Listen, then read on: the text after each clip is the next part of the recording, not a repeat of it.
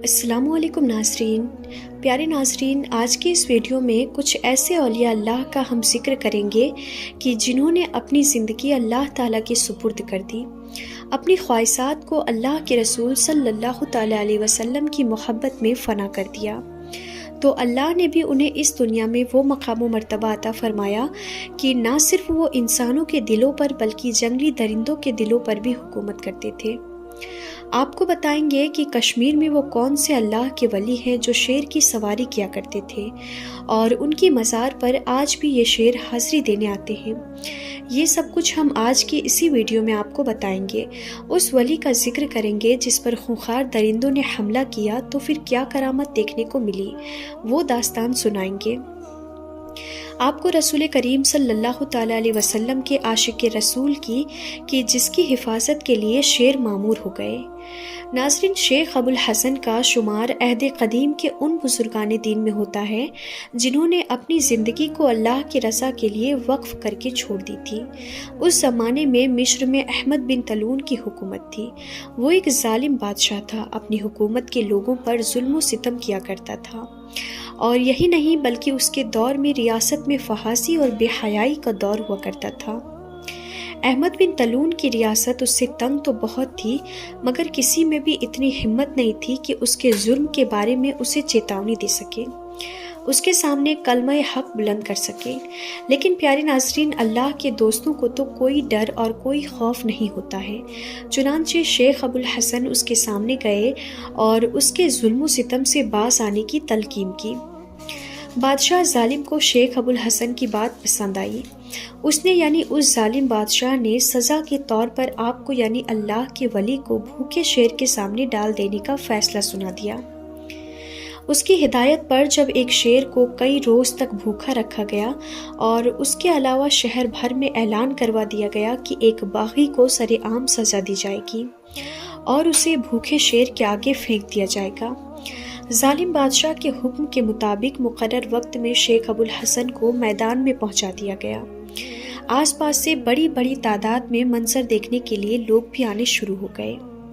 شیخ ابو الحسن کے کئی شاگرد بھی موجود تھے۔ شیر کو جب اس پنڈال میں لایا گیا، اب وہ حملہ کرنے کے لیے بےتاب تھا۔ چنانچہ بادشاہ کے حکم کے مطابق اس کی جنزیریں کھول دی گئی تو فوری طور پر شیخ ابو الحسن کی جانب بڑھتا ہوا آیا، مگر چشم فلک نے یہ نظارہ دیکھا، شیر ان کے قریب پہنچ کر ان کا جسم سونگھنے لگا اور پھر یوں لگا کہ جیسے کسی غیبی قوت نے اسے پیچھے ہٹا دیا ہو، اور وہ کچھ فاصلے پر جا کر ادب سے بیٹھ گیا۔ میدان میں ہر طرف اللہ اکبر کی صدائیں بلند ہونے لگی۔ بادشاہ نے یہ منظر دیکھ کر برداشت نہ کر سکا اور وہ وہاں سے اٹھ کر چلا گیا۔ شیخ ابو الحسن کو آزاد کرنے کا حکم سنا دیا گیا۔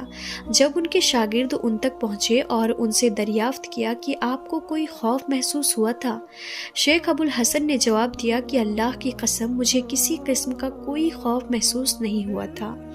میں اس وقت محض یہ سوچ رہا تھا کہ اس جانور کے منہ سے نکلنے والی جھاگ سے میں کہیں ناپاک تو نہیں ہو جاؤں گا، مجھ سے اللہ اور اس کے رسول کی حمد و ثنا چھوٹ تو نہیں جائے گی۔ تو پیارے ناظرین، ایسے ہوتے ہیں اللہ اور اس کے رسول صلی اللہ تعالیٰ علیہ وسلم کے غلام جو اپنے آقا سے محبت پر ناز رکھتے ہیں اور دنیا کی کوئی طاقت ان کا بال بھی بانکا نہیں کر سکتی۔ اسی وجہ سے انہیں کسی چیز کا ڈر باقی نہیں رہتا۔ اس کے ساتھ ساتھ حضرت سفینہ رضی اللہ تعالیٰ عنہ جو کہ رسول کریم صلی اللہ تعالیٰ علیہ وسلم کے آزاد کردہ غلام تھے، ان کا ایک واقعہ سناتے ہیں۔ ایک غلام کے منہ سے رسول کریم صلی اللہ تعالیٰ علیہ وسلم کا نامی مبارک سن کر شیر نے بھی اپنا سر تسلیم خم کر دیا۔ اس غلام کے دوسرے پرندوں کی کس طرح حفاظت فرمائی گئی، اس معجزے کا ذکر امام حکیم عبرانی اور بخاری میں تاریخ کے کبیر نے روایت کی ہے۔ حضرت سفینہ مثلاً رومی تھے، وہ بجاتے خود اس واقعے کے راوی ہیں۔ وہ کہتے ہیں کہ سمندر میں ایک کشتی میں سوار ہوا، یہ کشتی ٹوٹ گئی تو میں اس پر چڑھ گیا، اس نے مجھے ایک ایسی جگہ پھینک دیا جہاں شیر کی بوچھار تھی، اور وہی ہوا جس کا ڈر تھا۔ شیر میرے سامنے آ گیا۔ میں نے اس شیر کی کنیت کا لحاظ سے اس سے مخاطب کیا کہ اے ابو الحارث، میں حضور اکرم صلی اللہ تعالیٰ علیہ وسلم کا غلام ہوں۔ تو فوراً اس نے اپنا سر خم کیا اور اپنے کندھوں سے مجھے اشارہ کیا، اور وہ اس وقت تک میری رہنمائی کرتا رہا جب تک کہ اس نے مجھے صحیح راہ پر نہ ڈال دیا۔ جب اس نے مجھے صحیح راہ پر ڈال دیا تو وہ وہاں سے رخصت ہو گیا۔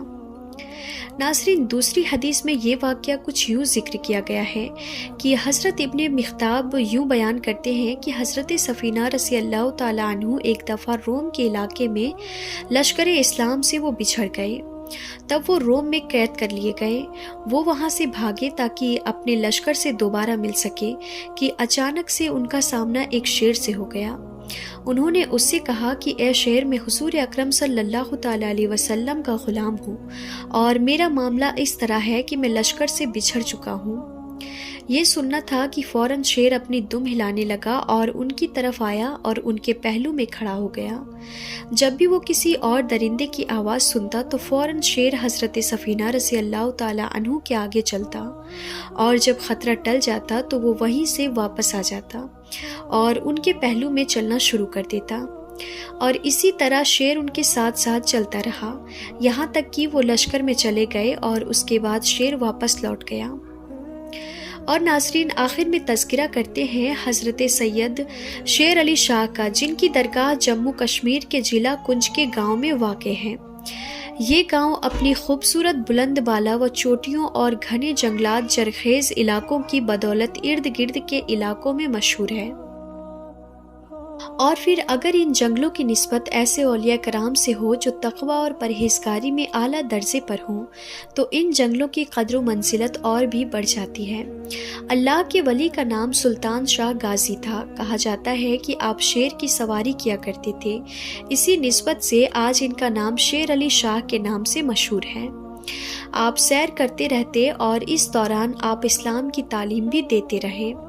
آپ ایک بلند پایہ بزرگ رہے ہیں اور ساری عمر عشق الہی، عشق رسول صلی اللہ تعالیٰ علیہ وسلم میں مدہوش رہے۔ آپ لوگوں کے ساتھ اخلاق اور نرمی سے پیش آتے تھے، اور یہی وہ خوبی و تعلیم ہے کہ جن کے سبب آپ دلوں پر حکمرانی کیا کرتے تھے۔ حضرت شیر علی شاہ سے ایک واقعہ منسوب ہے، اور آپ سنندر گاؤں میں مقیم تھے۔ وہاں کوئی پردیسی کہیں سے آ رہا تھا، اور یہاں پہنچتے پہنچتے اسے شام ہو گئی۔ رات کے لیے پردیسی نے جگہ طلب کی۔ اس کے ساتھ ایک گائے بھی تھی۔ اس کے کہنے پر اس نے مال مویشیوں کے کمرے میں وہ گائے باندھ دی، لیکن وہاں پر آپ کا پالتو شیر تھا، یعنی اللہ کے جو ولی تھے ان کا وہاں پر پالتو شیر بھی بندھا ہوا تھا۔ اس کے ذہن میں اندیشہ آیا کہ کہیں یہ شیر اس کے گائے کو کھا نہ جائے، لیکن پھر بھی اس نے یہ گائے وہاں پر باندھ دی۔ مگر رات اندیشوں کے سبب وہ اٹھ کر وہیں گیا۔ اس نے عجیب منظر دیکھا کہ وہ شیر گائے کو کھا چکا تھا۔